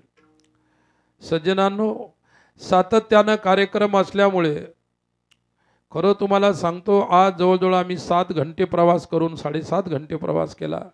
प्रवासानंही शरीर थकतं आणि रात्र दररोज कार्यक्रम आहे, सकाळ संध्याकाळ दुपार चालूच असतं. आणि माझा आवाज सुद्धा आता तरी मी कीर्तनात बोललो, परंतु आलो त्यावेळी मला प्रश्न पडला होता, एवढ्या उत्तम कोटीचे गायक आज आपल्या कीर्तनाला उपस्थित आहेत काय. आणि सुप्रसिद्ध महाराष्ट्रामध्ये ज्यांना कोण ओळखत नाही असं नाही, असे आमचे गंभीर महाराज सुद्धा मृदंगावरती आहेत. हा योगायोग आहे. प्रत्येक परिसरामध्ये अनेक मंडळी आता अतिशय गुणीजन आहेत, गुणवान आहेत. आमच्याही परिसरामध्ये आहेत, तुमच्याही परिसरामध्ये असतील. परंतु आमचे हरिभक्तपरायण पंढरीनाथ महाराज असतील, हरिभक्तपरायण दिगंबर महाराज असतील, ही सर्व मंडळी व परिसरातील माझा हा पहिलीच वेळ आहे म्हणून या परिसरातल्या गुणीजनांना मी काही ओळखू शकत नाही. परंतु आनंद या गोष्टीचा वाटला, मला वाटलं गाव इतका अडचणीत आहे, कोण कीर्तनाला येईल का नाही पता नाही. भजनी मंडळ तर हे म्हटलं आमचे तिन्ही आता एवढे महान महान गाणारे आहेत, आपल्याला काही चिंता राहिली नाही. आताही माझ्या आवाजाला त्रास आहे, पण आला त्यावेळेस जास्त होता. परंतु एवढे टाळकरी, असं वाटायला लागलं की जेवढे ऐकणारे आहेत तेवढे टाळकरी आहेत. एवढ्या मोठ्या कोपऱ्यात आल्यानंतर सुद्धा इतका आनंद, खूप प्रसन्नता वाटली. तुम्हा सर्वांना पाहून श्रोते मंडळीनंही संपूर्ण कीर्तन होईपर्यंत एक व्यक्ती सुद्धा उठला नाही, मागं पुढं सुद्धा पाहिलं नाही. एवढ्या एकाग्रतेनं तुम्ही श्रवण केलं. तुम्हा सर्वांना धन्यवाद देतो. माझे गुणीजन असतील, तुम्ही सर्व श्रोतेजन असाल, सर्वांच्या प्रेमाचा खूप खूप आदर करतो. आता लगेचच तुमचा सर्वांचा निरोप घेऊन आता मी इथून उठल्यानंतर डायरेक्टच गाडीत बसणार आहे, लक्षात ठेवा. कारण मला प्रवास करून उद्याचं कारण मी तुम्हाला सांगितलेलं आहे. माझ्या अनेक वर्षाचं ते अनुष्ठान आहे आणि म्हणून मला जाण्याचा अतिशय गरज आहे, जाण्याची जावंच लागणार आहे, एक नाही. आता बालाजी म्हणाला की माझ्यासाठी सर्वसूट काय, माझ्यासाठी सर्वसूट आहे. पुढे आल्यानंतर तुझ्यासाठी, मला जर उद्या अनुष्ठान असतं तर मी काल उद्या मुक्कामी इथं राहिलो असतो, असं काही नाही. कारण मला तुमचा जसा परिसर आहे, डोंगर दर्या पहाड पर्वत हिरवं, हे मला प्राकृतिक जे वातावरण असतं अतिशय आवडतं. कारण माझ्या आयुष्याचे अनेक वर्ष एकांतात गेले, पहाडात गेले, पर्वतात गेले, तपश्चर्येत गेले काय. आणि म्हणून मला आजही एकांत खूप आवडतो, लक्षात ठेवा. रात्री तुम्हाला सांगतो, काल रात्री एका पहाडात एक झोपडी आमच्यासाठीच बांधलेली आहे, तिथं मुक्कामी होतो. माझे मुक्काम उन्हाळ्यात कुठेही असतात, कार्यक्रम करून गेलो, एखादं शेत पाहायचं, गाडी उभी करायची, तिथं मुक्काम. काळ्या मातीवरती तुम्ही 2 घंटे झोपा, 7 घंट्याच्या झोपीचा आनंद मिळेल तुम्हाला. इतकं माणसाचं शरीर थकलेलं असेल, वेगळा आनंद आहे. तुमच्या गादीवर लोळण्यात जो आनंद नाही, तो काळ्या माईवर लोळण्यात आनंद आहे काय. ती काळी आई आहे, लक्षात ठेवा. म्हणून आजच्या कार्यक्रमाला धावपळ करून का होईना पण उपस्थित होता आलं काय. आणि मला तो पहिला प्रश्न हा पडला की म्हटलं एवढे मोठे मोठे गायक, ही मंडळी इथं आलीच कशी या गावामध्ये. परंतु ही बालाजीची कला आहे काय. बालाजी म्हणजे तो काही कमी कलाकार माणूस नाही. त्यानं ठरवलं तर तो कोणालाही घेऊन येऊ शकतो. आणि बालाजीचा माझा संबंध जवळजवळ 30-32 वर्षापासूनचा आहे. तो अतिशय असा पोरकट होता, तेव्हापासून मी त्याला ओळखतो. स्वभाव काय नाही, सर्व बदलतं पण स्वभाव बदलत नसतो, हे की नाही. म्हणजे त्याचा स्वभाव वाईट आहे हे मला तुम्हाला सांगायचं नाही, त्याचा स्वभाव चांगला आहे हे मला तुम्हाला सांगायचं आहे. सर्वांना घेऊन चालायचं. पुण्यात गेल्यानंतर आम्ही पाहत असतो. म्हणून बालाजीची इच्छा होती. आणि हे सर्व गुणीजन आज कीर्तनात उपस्थिती असल्यामुळे मला जरी बोलायला त्रास होत होता, पण मात्र त्यांची वाणी ऐकून, मृदंगाचे बोल ऐकून खूप आनंद वाटला काय. मलाही याचा छंद आहे, परंतु माझा आवाज थकलेला आहे बरं का. नाही तर मलाही खूप छंद आहे, परंतु मला कोणताही छंद न दाखवता या सर्वांनी किती सुंदर छंदात गायलं आणि छंदात वादन, मला हे पाहूनच आनंद होत असतो. वास्तविक आता संगीत भजन होणार आहे. मला जर वेळ असतात मी रात्रभर तुमच्याजवळच बसलो असतो बरं का पंढरीनाथ महाराज, तुमचं ऐकत बसलो असतो. मला काही गाता येत नाही, मी काही गायक नाही, पण मला ऐकण्याचा खूप छंद आहे काय. आणि अशा प्रकारचा आनंद सर्व बाजूनी कोणतं गाव आहे? देगाव. है की नाही? आम्ही रस्त्यानं देवगाव विचारत होते, लोक म्हणायचे इकडे देवगाव नाही, है की नाही? देगाव आहे. आणि या देगावमध्ये खरोखर आता मला हे नाही सांगता येणार की या मंडळीमध्ये गावातले किती आणि परगावचे किती आहेत, पण एवढं सांगता येतं की परगावचे जास्त आहेत, एवढं मात्र कळतं आपल्याला, है की नाही? म्हणून भविष्यामध्ये कधी येणं झालं, गावातले काही कमी आले नाही, गावातले सुद्धा जेवढे यायचे तेवढे आलेले आहेत, बहुसंख्येनं आलात. जेवढं प्रांगण आहे, आम्हाला तर रोज हजारो लोक पाहायची सवय आहे. आणि केवळ महाराष्ट्रातच नाही, संपूर्ण भारतात, भारताच्या बाहेर सुद्धा कार्यक्रम असतात. काय मी ज्या भाषेत गेलो त्या भाषेत माझा कार्यक्रम असतो. 7 भाषा मला बोलता येतात आणि जवळजवळ 13 ते 14 भाषा कळतात. त्या कळतात पण बोलता येत नाही, काही कळतात पण काही बोलता येतात. कारण याचा अभ्यास मी सर्व देशात फिरलो, देशात राहिलो, म्हणून सहज लोकांच्या सानिध्यानं तो शिकलो. असो, वेळ झालेला आहे. पुनश्च एकदा बालाजीने देवगाव येथे मला आणलं. त्याचे वडील परम भाग्यशाली होते. काय 102 वर्ष जगले. वडिलाची पुण्याई होती, म्हणून आजची तारीख मी सुद्धा बालाजीला देऊ शकलो. त्यानं तारीख घेतली त्यावेळी मला हे माहीत नव्हतं की नवरात्र सुरू होणार आहे. काय योगायोग यालाच म्हणतात. तो योगायोग वैकुंठवासी त्याचे वडील असतील या त्याचा परिवार असेल, सर्वजण भाग्यवान आहेत, पुण्यवान आहेत. आणि अशा पुण्यात्म्याची पुण्यस्मरण पुण्यतिथी होत असते. आज प्रथम पुण्यस्मरण आहे. बाबांचं आपण स्मरण करू आणि झालेली सेवा त्यांच्या स्मरणातून पांडुरंगाच्या चरणी समर्पित. ज्ञानेश्वर